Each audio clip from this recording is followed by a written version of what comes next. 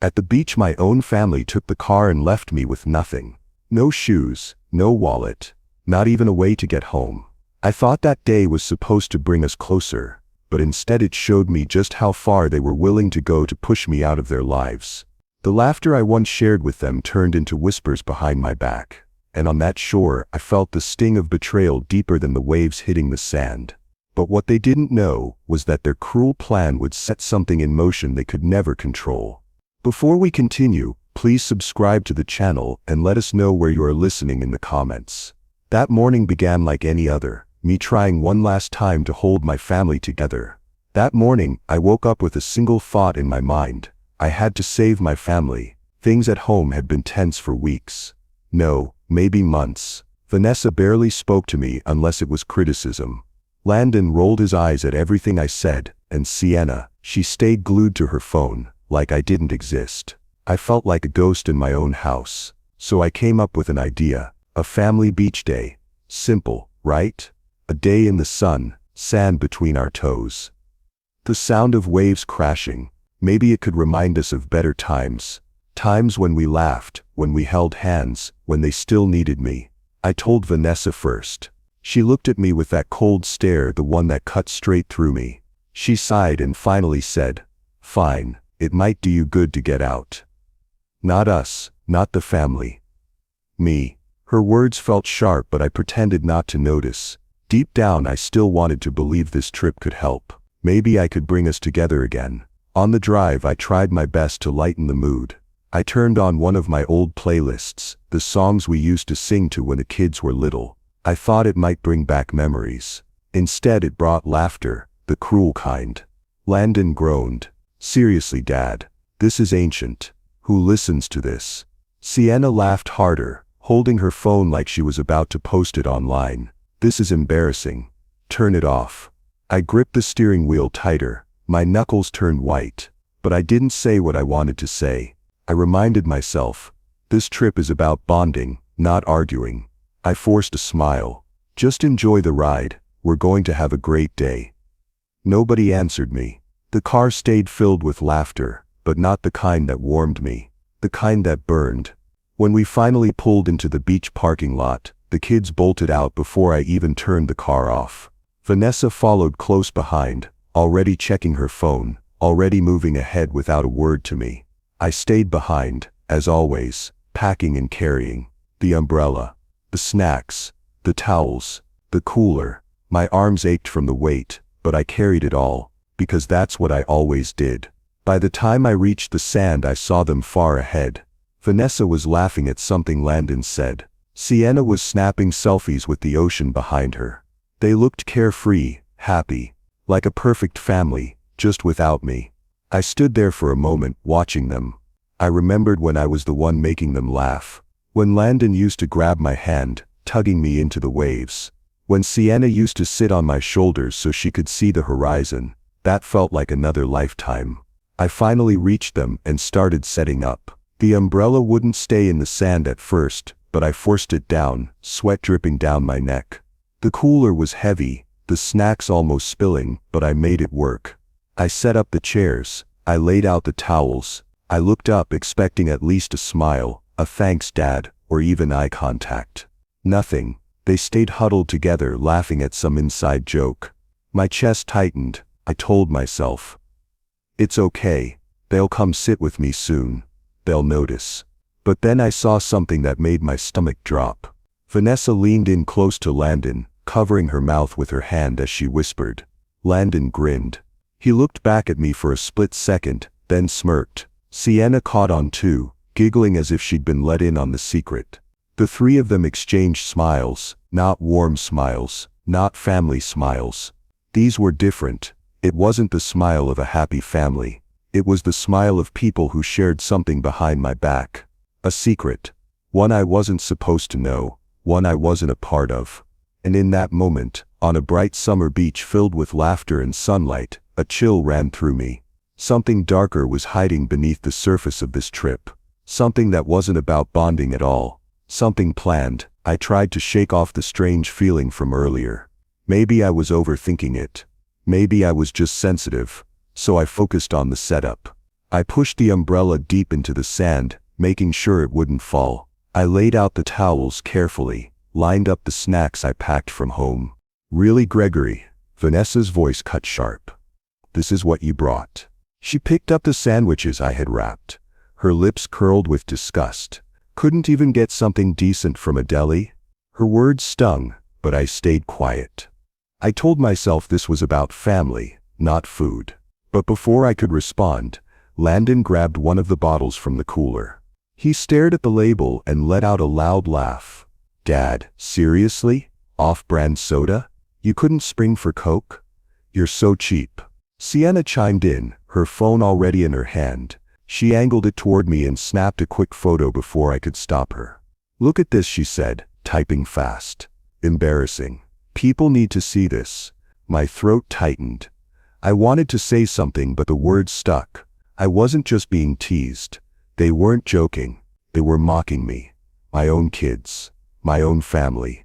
I tried to keep calm. I forced a smile and sat down on the towel beside them. "So," I said, trying to sound light, "what's everyone talking about?" Vanessa didn't even look at me. She turned her body away and started chatting with Sienna about some influencer on her phone. When I tried again, she raised her hand like a stop sign. "Gregory, please, don't ruin the mood." Her words hit harder than any punch. Don't ruin the mood? I wasn't part of the mood. I wasn't part of them. I sat there, silent, my smile fading. I looked at my children, but they didn't look back. For a moment, I drifted into memory. Summers when Landon was little, tugging at my arm to build sandcastles. Summers when Sienna would sit on my shoulders so she could see over the waves. Summers when Vanessa used to laugh at my bad jokes and kiss me under the sun. I remembered holding their hands as the tide rushed over our feet. Back then, I was their anchor, their joy, their father. Now, I was just extra. The sounds around me blurred, the laughter of strangers, the cries of seagulls, the crashing of waves.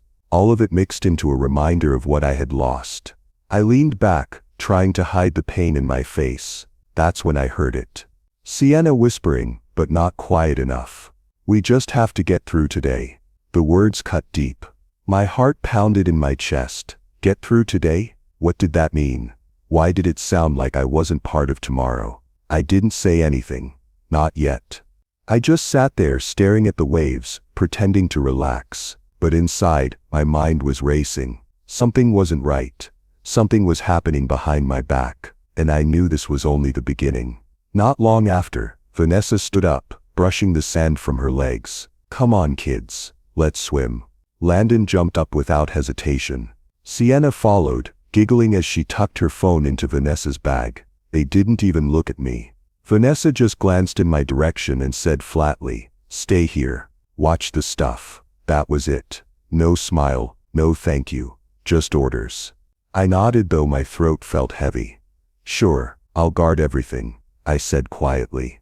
They walked toward the water, laughing, splashing before they even reached the waves. I sat under the umbrella, the cooler by my side, towels spread out in front of me. From a distance I must have looked like part of the family, but I wasn't. Not really. I tried to join in, even from far away. I raised my hand, waving at them as they played in the water.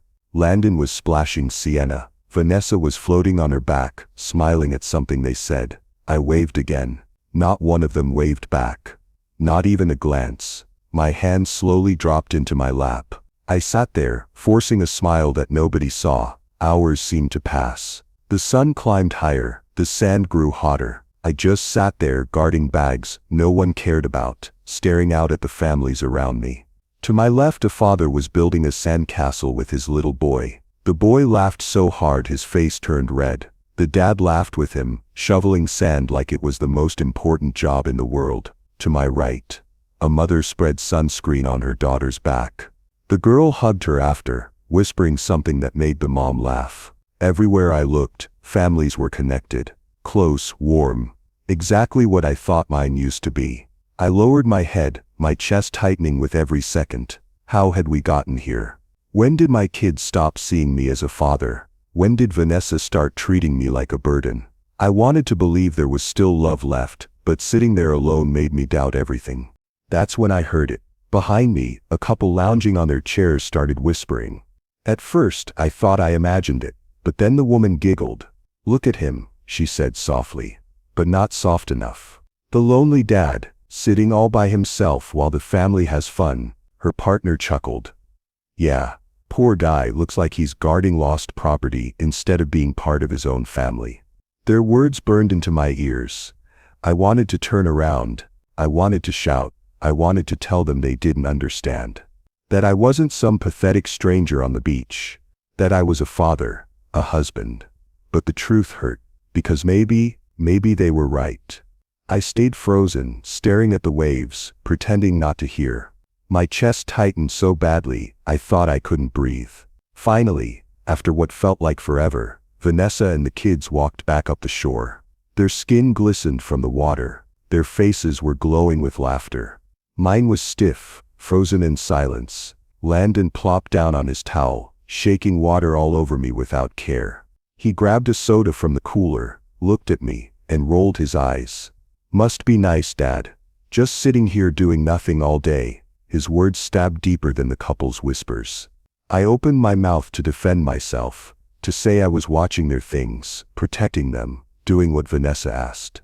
But before I could, Vanessa muttered under her breath as she reached for her bag. "I can't wait until tonight." She said it quietly, but I heard it. And the way she said it wasn't excitement. It wasn't about fireworks or dinner. It was something else, something secret, something I wasn't supposed to know. And in that moment, my stomach dropped. Tonight, something was coming.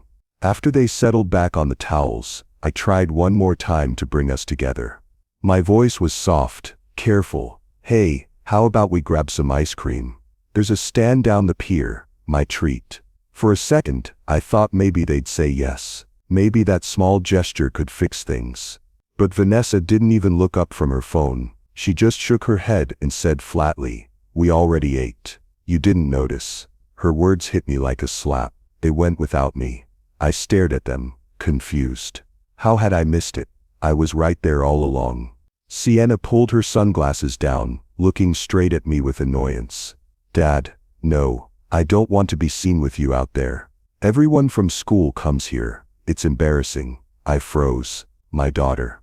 The same girl who once begged to sit on my shoulders so she could see the water, now saying she didn't want to be seen with me. Before I could recover, Landon added fuel to the fire. He leaned back, arms behind his head, and smirked. "She's right. You embarrass us everywhere we go. Just stay here. You don't fit in." My chest tightened. Their words weren't teasing anymore. They were knives. Every sentence cut deeper, telling me exactly where I stood in my own family. I swallowed hard, trying to keep my voice steady. "I just wanted us to spend time together," I whispered. No one answered. They just went back to their laughter, their phones, their world, a world without me.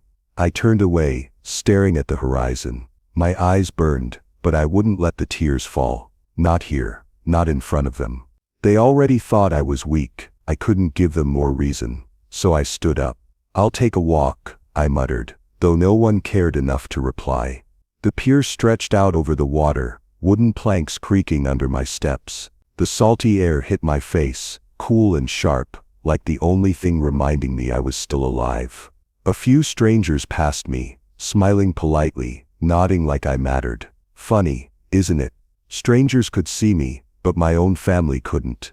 I leaned against the railing, watching the waves crash beneath. I asked myself the same question over and over. When did I lose them? When did I stop being their father and start being their burden? The more I thought about it, the heavier it felt. Memories of family trips, birthday parties, late-night talks, they all seemed like lies now.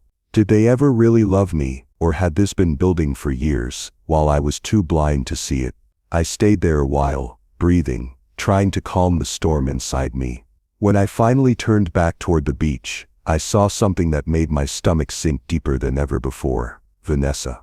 She was standing a few feet away from the towels, phone pressed tightly to her ear. She kept her voice low, but the wind carried just enough for me to hear. "Yes," she whispered. "It's almost time." Her words froze me in place. Almost time for what? What was she planning? I didn't move. I didn't even blink. My whole body went cold. Whatever it wasn't good, and I knew then. This day was about to turn darker than I ever imagined. When I finally walked back from the pier, I froze. Our towels were no longer neatly spread out. The cooler was tipped over, sand covered the snacks I had packed. The umbrella lay flat on the ground like a broken soldier, and my family was gone. At first I thought maybe they went for a walk, or maybe the kids wanted ice cream after all. I called out, my voice shaky, "Vanessa? Landon? Sienna?" No answer. Just the crash of waves and the cries of seagulls. I searched the shoreline, weaving through groups of strangers. Families laughed together, tossing beach balls, building castles. But not mine. Mine had vanished. "Vanessa," I shouted louder this time. Heads turned. A few people stared at me with pity, others with annoyance. But nobody answered, nobody I knew. That's when my phone buzzed in my pocket. My heart leapt. Maybe it was them.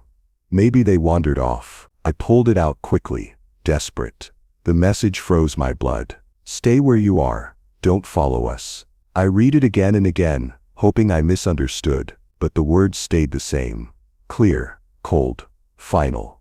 My legs felt weak. I started running, sand flying beneath my feet as I made my way toward the parking lot. Each step felt heavier. Something was wrong. Something terrible. When I reached the lot, my worst fear became real. The car was gone. The spot where we had parked that morning was empty.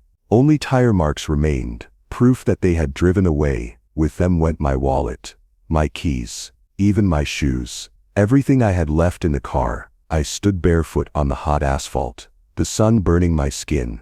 People walked past me, glancing at me like I was some homeless man. And in that moment, I might as well have been.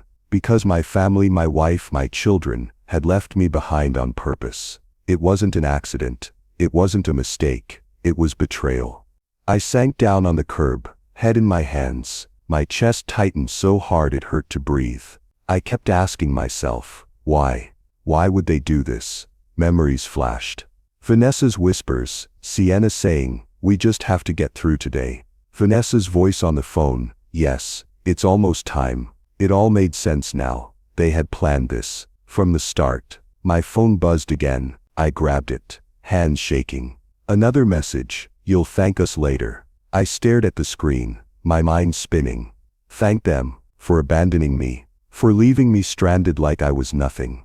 No, I wouldn't thank them. Not today, not ever. My heart broke into pieces right there in that parking lot. But inside that heartbreak, something else started to rise. Something I hadn't felt in a long time. Anger. They thought I was weak. They thought I'd sit there helpless and pitiful. But they didn't know me as well as they thought. Because Gregory Cole may have been left behind today. But one day soon, they would regret it. The sun burned hotter as I walked back onto the sand. My feet were bare. Every step felt like fire. The sand scorched my skin, but I kept moving, scanning the beach for my family. "Vanessa, Landon, Sienna." I called again, my throat dry. My voice cracked, but nobody answered. Nobody cared. I stopped near a group of people under a big umbrella. "Excuse me," I said, my voice weak. "Have you seen my wife, my kids? They were right here a few minutes ago." They just shrugged. A woman gave me a quick pitying smile before turning back to her book. I kept walking, dizziness spinning my head. The heat pressed down on me like a weight. My tongue stuck to the roof of my mouth. I needed water. I needed shade. But I had no wallet, no money, no ID, nothing. Finally I stumbled toward a small shop by the pier. The smell of cold drinks nearly drove me crazy. I grabbed a bottle of water from the cooler and placed it on the counter. "Please," I begged the shopkeeper. "I don't have my wallet. My family, they left me. I just need water." The man looked me up and down. My clothes were wrinkled. My face was sweaty. My feet were coated in sand. He shook his head. "No money, no drink. I'm not running a charity. I'll pay you back. I promised. I'm not lying." My wife. Before I could finish, he waved his hand dismissively. "Look, sir, I don't want trouble. You can't just hang around here. Move along." People in line started staring. A child tugged at his mother's arm, whispering, "Why does that man look so sad?" The mother pulled her away quickly. as if I was dangerous. Humiliation burned worse than the heat. I left the shop empty-handed and sat down on a wooden bench by the boardwalk. My head fell into my hands. Rage and shame mixed inside me until I thought I might explode. How could they do this to me? After everything I gave them, I remembered late nights at work, taking double shifts to pay off the mortgage. I remembered saving every extra dollar for Landon's college. I remembered planning vacations for Sienna so she'd have good memories of her childhood. I sacrificed my own comfort, my own dreams, just so they could have more. And this was my reward. They had planned it. I could see it now. Vanessa whispering on the phone, Sienna saying we just had to get through today. Every smirk, every cold glance. It wasn't random. It was weeks, maybe months, in the making. My fists clenched on my knees. They thought they had broken me. They thought I was powerless. But they underestimated me. As I sat there trying to breathe, I overheard two lifeguards talking near the boardwalk. "You see that fancy rental down the road?" one of them said. "The new guests moved in yesterday. Big family. Looked like money." "Yeah," the other replied. The woman said her name was Vanessa. "Guess they're planning a whole week here." My blood ran cold. Vanessa, my wife. So that was it. While I sat stranded like a fool, she and the kids were living it up in some luxury beach house, without me. My humiliation turned into something darker, sharper. This wasn't just betrayal anymore, it was war, and I was about to show them exactly who they had left behind. I walked slowly, every step biting into my bare feet. The sand had turned to gravel along the road, and sharp stones cut into my skin, but I didn't stop. My body screamed for rest, but my mind kept pushing me forward. The lifeguards had said it. A luxury rental, Vanessa's name. I knew where I had to go. The houses got bigger as I moved down the shoreline. White fences, bright windows, cars parked neatly outside. These were not places for people like me anymore. At least, not the way my family saw me. Finally I spotted it. A wide wooden deck facing the water, lights strung across the railing, music playing softly, and there they were.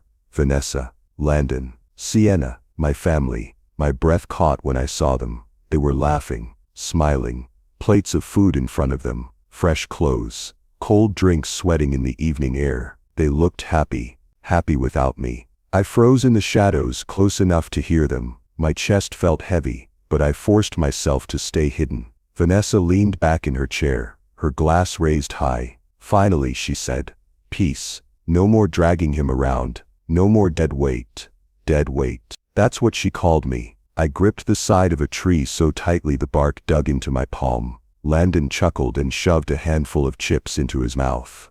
"Tonight," he said, "he'll finally learn his place. He'll stop chasing us once and for all." Sienna giggled, brushing hair from her face. "We're better off without him. He doesn't fit with us anymore." The words stabbed me deeper than any knife could. My own children, my wife, sitting there eating food I paid for, drinking from glasses I bought, enjoying a life I built, and all the while speaking about me like I was trash left on the side of the road. My throat tightened, but no tears came this time. The sadness was gone. All that was left was something stronger, darker. They thought I was weak. They thought I'd just roll over, disappear, let them replace me. But they didn't know me. They didn't know what I was capable of when pushed to the edge. I stayed hidden, watching them laugh and eat like kings while I stood in the dirt like a beggar. And right there, I made a promise to myself. This wasn't the end of me. This was only the beginning. I whispered under my breath, so low no one else could hear. "No, you're about to learn who I really am." My words disappeared into the night air, but inside me, they echoed like thunder. I turned away from the deck, my feet bleeding, my stomach empty, my heart burning with fury. Every step away from that house carried a new resolve. I didn't know how yet. I didn't know when, but I knew this. Vanessa, Landon, and Sienna were going to regret leaving me. They were going to see the real Gregory Grayson, and they would never forget it. That night I didn't sleep. I sat near the pier, the wood rough beneath me, the sound of the waves crashing against the shore.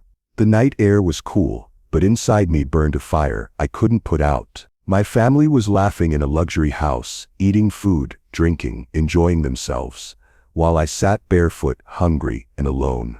I kept thinking about everything I had done for them, every sacrifice, every late night, every missed chance to live for myself. I remembered the times I worked double shifts just so Landon could have new sneakers. I remembered when I skipped my own vacation so Sienna could go to summer camp. I remembered handing Vanessa the credit card, telling her, "Don't worry, I'll handle it," even when I didn't know how I'd pay the bill. And this was how they repaid me. By cutting me out, by calling me dead weight, by leaving me on the beach like garbage. I clenched my fists, my jaw locked. No, this wasn't the end. This betrayal wasn't going to break me. I stared at the black water and made a vow. This ends with me winning, not them.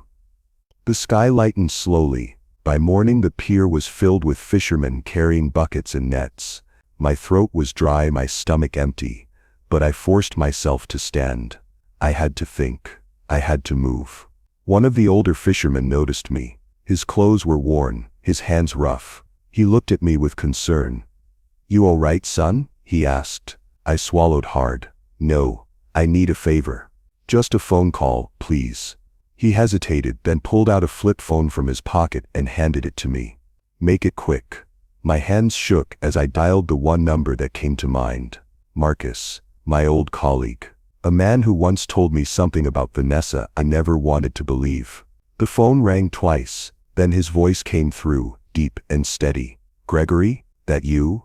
I nearly broke down hearing the familiar voice. "Marcus, it's me. I need help. They left me. Vanessa and the kids took everything. I've got nothing." There was a long pause, then he sighed. "Greg, I told you about her. You didn't want to listen." My eyes stung. "I know, but right now I need you. Please, I don't even have shoes." He went quiet for a moment, then said, "Meet me in town, by the diner. 2 hours. I'll bring cash, clothes, and something else you need to see." Relief flooded through me. "Thank you, Marcus. You don't know what this means." "I know more than you think," he replied. The line went dead. I handed the phone back to the fisherman. "Thank you," I said. He just nodded, already focused back on his nets. 2 hours later, I found myself sitting in the diner booth, wearing fresh clothes Marcus had handed me. He slid a folded bag across the table. Inside was some cash, a pair of shoes, and a jacket, but tucked deep in the corner was something else. A folded note. I pulled it out slowly and opened it. My chest tightened as I read the words. "They've done this before." I stared at it, my hands trembling. My mind raced. What did that mean? Who had they done this to? Marcus leaned in, his face serious. "Greg, you need to know the truth about Vanessa. About your so-called family." My stomach dropped. A new storm was about to hit. Marcus sat across from me in that diner booth, his eyes steady. He didn't even touch his coffee. He just stared at me, like he had been waiting for this moment. "Greg," he said finally, "this isn't new. Vanessa's done this before." The note in my hand shook. "What do you mean?" He leaned forward, lowering his voice. "Before you. Years ago, she was with someone else. A man who thought she loved him, but she had a plan. She drained his accounts, took everything, left him stranded with nothing." I froze. My chest felt tight. Marcus kept going, his voice heavy. "She played the same tricks, isolated him, made him look weak, made him feel worthless. By the time she was done, he was bankrupt, broken. He disappeared. Nobody's seen him since." I gripped the edge of the table. My stomach churned. The air felt heavy. "She rehearsed it on him," Marcus said. "Now she's perfected it with you." My head spun. All the little signs I ignored came rushing back. Vanessa's cold stares, her secret phone calls, her sudden interest in family trips I barely had money for. I thought it was stress, marriage, normal problems, but it was a script, a performance, a plan she had already practiced. I whispered, "My kids." Marcus nodded grimly. "Landon and Sienna? She's been coaching them, twisting them against you. That's why they call you embarrassing. That's why they laugh behind your back. It's not their words, it's hers. She's been poisoning them for years." I sat back, numb. My own children, turned into weapons against me. I felt rage rise inside me, but it wasn't wild this time. It wasn't fire. It was ice. Cold, controlled, dangerous. This wasn't just betrayal anymore. This was theft. Premeditated theft. She didn't just leave me. She planned to erase me. Marcus broke the silence. Greg, you need to move fast. She's already started moving money out of the joint accounts. I checked. She's siphoning cash into a private account. If you don't act, by next week you'll have nothing left. Not even the house. My hands clenched into fists on the table. Vanessa thought she had already won. She thought she had destroyed me like she destroyed that other man. But she forgot one thing. I was still standing, and I wasn't about to vanish quietly. I leaned forward, my voice low, steady. Marcus, I'm not letting her finish the job. This time she won't be the one writing the ending. I will. For the first time that morning, Marcus gave a small smile. That's the Gregory I remember. I looked out the diner window, watching the traffic roll by. My reflection in the glass looked different, stronger, harder. This wasn't the end of my story. This was the start of hers. And she had no idea what was coming. I drove into town with Marcus's words echoing in my head. She's moving money. My hands shook when I logged into my bank from my phone. I checked the joint account first. There it was, big transfers. Fast, one after another, money going out like a faucet. My heart thumped so hard I could hear it. I felt sick. I had paid into those accounts for years. Mortgage, college, bills, every dream I'd allowed for my family. And now it was slipping away in quiet little moves. I swallowed and called the bank. Not the main line, the quiet manager I used to know from years of routine transactions. I spoke low. I kept my voice steady on purpose. I need to freeze withdrawals, I said. Temporarily, there's unusual activity. They put me on hold. When the manager returned, he asked for ID. I told him the truth. I was stranded earlier, had no wallet, but I could come in. He hesitated, then agreed to meet me. 2 minutes later I walked into the branch, barefoot still in my shoes Marcus had given me, and held onto the front counter like a man who'd seen too many storms. I explained everything. The beach, the messages, the transfers. The manager's face went serious. He began to type. We can place a temporary freeze with evidence, he said. But we'll need verification and an order. I nodded. Do it. Freeze it now. Don't let them pull any more. While the bank worked on the freeze, I called a lawyer Marcus recommended. Sandra. Her voice was professional, not soft. She asked the right questions. She told me to save every message, every call. She told me not to respond to Vanessa's texts. She told me to gather proofs, receipts, witnesses, anything that showed abandonment and financial manipulation. After hanging up, my phone buzzed. Vanessa. A new message lit the screen. Hope you're surviving without us. It was meant to sting, to rub salt in the wound, to make me feel small. I read it. My fingers hovered. Then I deleted it. I saved the thread first, as Sandra had told me. Evidence. Record everything. I didn't give her the satisfaction of a reply. I walked out of the bank into the sun, feeling a new kind of calm. They had tried to rush me into panic. I would not give them that. I would be quiet, careful, strategic. Let them think I was helpless. Let them celebrate. I would build my case in the dark. Then I would strike in the light. As I turned a corner, I froze. There, at the teller window, was Landon. He looked sharp, shirt ironed, phone in hand. He handed a man a thick envelope and the man counted the cash in plain sight. Landon looked up, saw me, then looked away quickly. My stomach dropped. He was withdrawing money. Cash. Lots of it. The same account we had just frozen. Either the freeze hadn't hit yet, or they were cleaning out whatever they could before it locked down. I let him go. No confrontation. Not now, Sandra had warned. Don't tip them off. Let them think they had the upper hand.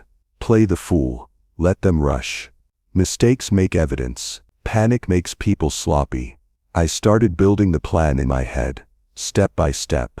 First, keep the freeze in place. Get the bank's written log of transfers. Second, document Landon's withdrawals in every transfer Vanessa made. Third, find witnesses. lifeguards, the shopkeeper, anyone who saw me stranded, anyone who heard the texts. Fourth, file for emergency orders if they tried to claim I abandoned the family or was incompetent. Fifth, prepare to go public if they tried to sell the house or move money offshore. I met Marcus again at a small cafe. He slid an envelope across the table. Inside were a few photographs he'd taken the night before from a distance. Vanessa laughing on the deck. Landon with a pile of cash. Sienda wearing a jacket I recognized from photos at home. He'd also printed bank notices, timestamps, and a little note, "Keep it clean. Let them expose themselves." My jaw tightened. Marcus was calm, but his eyes were fierce. "She's good," he said. "But you're better when you don't panic. You have to make the paper trail speak." I nodded. I felt something like a plan settle into place. Anger was still there, but it was steady now. Not wild, focused. That night, I walked past the luxury rental and watched them through a small gap in the hedge. Vanessa held a glass up like a toast. Landon's laughter floated out. Sienna posed for a picture. They looked free, triumphant. Inside me, I was anything but helpless. I had the bank on my side now. I had a lawyer. I had Marcus. I had evidence they couldn't erase. Let them enjoy the sunset tonight. Tomorrow, the rules would change. They had taken my car, my wallet, my shoes. They had tried to take my life's work, but I was still here, and I was just getting started. I didn't go home after the bank. I stayed close. I wanted to see where Landon went with that money. I knew better than to rush in. Sandra had warned me, patience would win, so I kept my distance. Landon walked fast, head down, holding the thick envelope tight under his arm. He didn't look like my son anymore. He looked like someone on a mission, someone who thought he was grown, trusted, and powerful. My chest ached watching him. I followed slowly, careful not to draw attention. He led me through the busy street, past the shops, until he turned toward the rental houses near the beach. My heart sank. I knew exactly where he was going. I stopped behind a row of parked cars, peeking just enough to see. Landon walked up the deck stairs to the luxury rental. Vanessa was already waiting, leaning against the railing, her sunglasses still on, even though the sun was low. She smiled when she saw him. "Did you get it?" she asked. Landon grinned like he had accomplished something huge. He handed her the envelope. She opened it and pulled out the stacks of bills, fanning them with her fingers. Then she kissed him on the cheek. "Good job, son. This is the start of the good life. No more being dragged down by your father's failures. From now on it's us, the strong ones, the smart ones, you'll see." Her words cut through me like knives. Dragged down. Failures, that's what she was teaching him. That's what she was turning my own boy into. I pressed my hand against my chest, forcing myself to stay quiet. I wanted to shout. I wanted to run up there, rip the money out of her hand, and tell Landon the truth, but I stopped myself. Not yet. Timing mattered. Proof mattered more than anger. I pulled out the small phone Marcus had lent me. I raised it carefully and snapped a few photos. Landon handing over the envelope. Vanessa counting the cash, the kiss on his cheek. All of it captured. I lowered the phone and stepped back, heart pounding. Evidence. It wasn't much, but it was something, a start. I stayed in the shadows until they went inside, then I walked back toward the pier. My steps were heavy, but inside I felt a new strength. This wasn't just about money anymore. This was about dignity, about the years they had taken from me, about respect I had lost in my own home. By the time I sat on the pier again, the sun was gone. The waves hit the wood below me, steady, powerful. The sound reminded me of myself. I wasn't finished. I was steady. I was still here. I pulled out a notebook Sandra had given me and began writing everything down. The withdrawals, the handoff, the words I heard Vanessa say, every detail. I wrote until my hand cramped, but I didn't stop. This wasn't revenge out of anger anymore. This was justice out of clarity. My phone buzzed. I thought it might be Marcus or Sandra, but when I pulled it out, I saw an unknown number. I let it ring to voicemail. A minute later, I listened. It was Sienna. My daughter's voice, cold and sharp. "You should have stayed away, Dad. You'll regret coming back." My breath caught in my throat. My own little girl, the one who used to hold my hand at the shore, the one I used to tuck into bed. She was warning me, or maybe threatening me. Either way, I knew one thing: this was bigger than I had imagined, and it wasn't over. Not even close. The morning after Sienna's voicemail, I woke up with my mind racing. Her voice still echoed in my head. "You'll regret coming back." I couldn't let that warning scare me off. No, it only fueled me. I called my lawyer again. I told him everything. How Vanessa had abandoned me, taken the car, drained the accounts, even turned my kids against me. His tone grew sharper with each detail. "Gregory, this isn't just betrayal," he said. "This is abandonment and theft. If you have proof, we can build a strong case." "I have some," I told him. "And I'll get more." He agreed to start drafting paperwork. Hearing him say the word case gave me hope. For the first time I felt like I wasn't completely powerless. Next I went back to the pier, where a few fishermen remembered seeing me that awful night barefoot, without my wallet or car. One of them even said, "Man, I thought you were a drunk tossed out, didn't know your own family did that to you." Their words stung, but I asked them to back me up. They nodded. Witnesses. People who saw me left stranded, humiliated. That was evidence too. Marcus stepped in, helping me with the basics. He rented me a small motel room. It wasn't much, just a stiff bed, thin curtains, and the smell of salt in the air. But to me, it felt like a war room, a place to rest and plan. I charged my phone and looked through Vanessa's texts. Mocking, cruel, sharp. "Hope you're surviving without us. You were never enough. The kids deserve better than a broke father."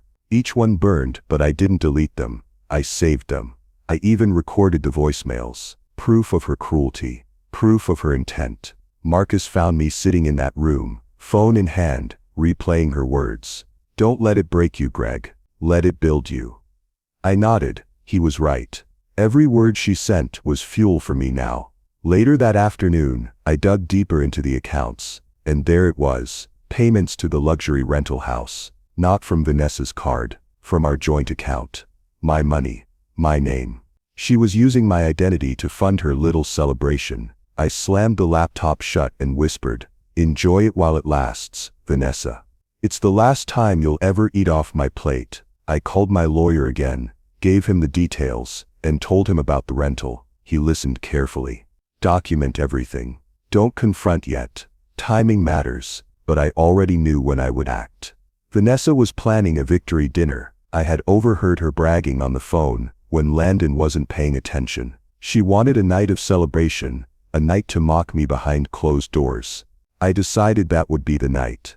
That evening I walked past their rental again, hood pulled low. I stayed in the shadows, close enough to hear. Vanessa stood outside, talking to a neighbor, her voice dripping with arrogance. "Tomorrow," she laughed, "we'll be rid of him for good. He'll have nothing left. Not a dime, not a shred of dignity. Just a memory." The neighbor chuckled with her. I gripped the fence post so hard my knuckles turned white. Tomorrow, that was the day they planned to erase me, but they were wrong. Tomorrow wouldn't be the end of me. It would be the end of her. I walked back toward the motel, every step stronger than the last. The showdown was coming. And this time, I was ready. The night of their so-called victory dinner finally came. I stood outside their rental, heart pounding, fists clenched. Through the open windows, I heard music, laughter, clinking glasses. They were celebrating, acting like I was already buried. I told myself, no more hiding, no more watching from the shadows. I pushed the door open without knocking. The room went silent. Every eye turned to me. Vanessa was at the head of the table, wine glass in hand. She sneered when she saw me. "Well, look who crawled back. Thought you were smarter than this, Gregory." I didn't answer her insult. Instead, I pulled out the folder I had built with my lawyer and Marcus. I walked to the table and laid it down in front of her. "Bank statements," I said firmly. "Every transfer you made, every dollar you stole, every payment for this little beach house." Her smirk twitched. I pulled out my phone and pressed play. Her own voice filled the room. "Hope you're surviving without us." Then the other message, "Tomorrow we'll be rid of him for good." I placed another sheet of paper down. "That's the freeze order on the accounts. As of this morning, you have no access to my money. Your little celebration is over. Landon shot up from his chair. What? Mom, is this true? Vanessa tried to wave him down. Sit, he's bluffing. But Sienna's face drained of color. Dad, what's happening? Did you really freeze everything? Yes, I said, my voice calm but sharp. And I've filed charges of abandonment, leaving me barefoot without a car, wallet or shoes. Witnesses have confirmed it. You two are old enough to know right from wrong, and you chose her side. Now you'll face the consequences with her. Landon looked shaken, his hands trembling. Sienna grabbed her phone like she wanted to call someone, but I pointed at her. Every text, every voicemail, you left a trail. You can't erase the truth. Vanessa slammed her glass down, wine splashing across the table. You think this makes you powerful. You think you've won. Gregory, you'll lose everything too. Just then the front door opened again. My lawyer Sandra stepped in with 2 police officers. Their presence filled the room with cold authority. Sandra's voice was firm. We've reviewed the documents. Law enforcement is here to make sure the process begins smoothly. Vanessa's eyes darted back and forth, suddenly less confident. She pointed at me, her voice rising. He's the failure.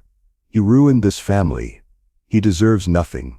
I looked her in the eye. My anger was steady now, not wild. You ruined this family, Vanessa. You taught our kids betrayal instead of loyalty. But tonight, justice starts moving, and it won't stop. The officers stepped closer, one of them already pulling out a notepad. Landon backed away from the table, panic on his face. Sienna sat frozen, phone still in her hand, lips pressed tight. Vanessa's mask finally cracked. She screamed, voice sharp and desperate. You'll lose everything too. You hear me? You'll be left with nothing. Her words echoed in the room, but they didn't shake me this time. I felt stronger, standing there than I had in years. Because for the first time I wasn't the one who was powerless. This was the beginning of the end. The air inside that beach house grew heavy after Vanessa's scream. The police didn't waste time. They sat everyone down and began taking statements. My lawyer Sandra spread the folder across the table like a weapon. Page after page of proof. The officers listened carefully. They looked at the bank statements, the recorded texts, the witness accounts. My humiliation had finally turned into ammunition. Vanessa tried to fight back, her voice sharp and desperate. This is nonsense. He's twisting everything. I was protecting my children. Sandra didn't flinch. She pointed to the paperwork. Protecting them by draining joint accounts. By leaving your husband stranded barefoot with no wallet or car. By celebrating his downfall while living on stolen funds. The officers exchanged a look. One of them nodded and wrote something down. Then the words I'd been waiting for came out. Ma'am, we'll need you to come with us. You're being charged with financial fraud and abandonment. Vanessa's jaw dropped. What? No, you can't do this. Landon jumped to his feet. You can't take my mom. His voice cracked, more frightened than angry. But the officers were firm. Son, sit down. She'll have her day in court. Sienna started crying, shaking her head. Dad, please, don't let them do this. I stayed calm. My anger was steady, not loud. I looked at them and said, I didn't do this to her. She did this to herself. The truth cut deeper than my anger ever could. The next days moved fast. In court, Vanessa's arrogance collapsed. Every lie she tried to spin was destroyed by evidence. The texts, the bank records, the photos I had taken of the handoff. And then came the hardest part. Landon and Sienna were called to testify. At first they tried to protect her. But under questioning, the truth leaked out. They admitted Vanessa had coached them. She had told them I was weak.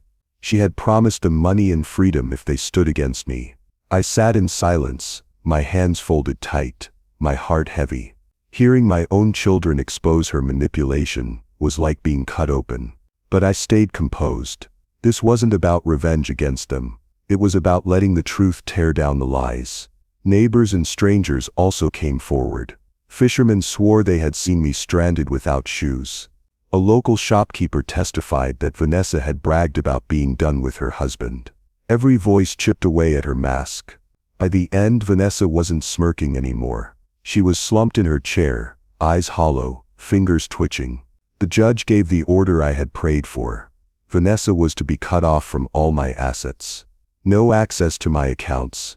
No claim to the house. The fraud charges would follow her like a shadow. It was done. But the part that broke me came at the very end of the hearing. Landon and Sienna sat in the back, pale and shaken. When the judge's gavel fell, they looked at me, eyes wide, lips trembling. Sienna whispered first, barely loud enough for me to hear. "Dad, what happens to us now?" I locked eyes with them. My heart ached, torn between pain and love. I didn't answer. Not yet, because that choice, the future of my children, was the hardest one of all. And the story wasn't finished. The courtroom was almost empty. I could hear the scrape of shoes on the floor, the shuffle of papers, and the low murmur of people leaving. But none of that mattered. The only thing that echoed in my mind were the words of my children. "Dad, what happens to us now?" I stood in front of them, staring at the faces I once believed would stand by me forever. My voice came out steady, but inside I was shaking. "Choices have consequences," I told them. "You turned your backs on me. You believed lies instead of truth. And now, you'll live with the reality you chose." Landon's shoulders slumped. He avoided my eyes, his hands clenched at his sides. Sienna's lips trembled, and her eyes filled with tears. For a moment I wanted to reach out, to comfort her, but I stopped myself. My heart ached, but I couldn't give them comfort. Not yet, not after what they had done. Then I heard the sound of chains rattling. 2 officers walked Vanessa out, her wrists cuffed tight. She twisted and fought, her face red with anger. "I was owed everything," she screamed. Her voice carried through the hall, sharp and bitter. "Do you hear me? Everything." People turned to look, but no one stepped forward to defend her. No one cared about her words anymore. The mask had been ripped off, the lies were gone. All that was left was her empty rage. I stood there watching her get dragged away, and for the first time in months my chest felt lighter. The crushing weight of betrayal, the nights of doubt, the humiliation, I felt it lift off my shoulders. Justice had spoken. The truth had won. When I stepped outside, the air felt different. Clean, fresh. The sky above was wide and open, painted with soft clouds. I breathed deep, and for the first time in a long time, I felt free. No lies hanging over me, no games, just me, Gregory, the man they tried to erase, standing tall again. I didn't go back to the motel. I didn't rush to what used to be my home. Instead, I got in my car and drove toward the ocean. The same place where my life had fallen apart. The waves were strong that day, crashing hard against the shore. I walked barefoot on the sand, the heat burning into my skin, but I didn't care. Every step reminded me I was alive. Every wave reminded me I was stronger than I ever believed. I thought back to the nights I spent working double shifts, breaking my back to provide for my family. I thought of the meals skipped, the birthdays worked through, the laughter I once heard inside my home. And then I thought of how quickly that home had turned against me. Poisoned by greed, twisted by manipulation. It hit me then. Family should never be forced by blood. Family should never be chained by greed. Family should be chosen by love, by respect, by loyalty. Without those things, blood means nothing. The wind from the ocean whipped against my face, carrying salt and sand, but it felt like freedom.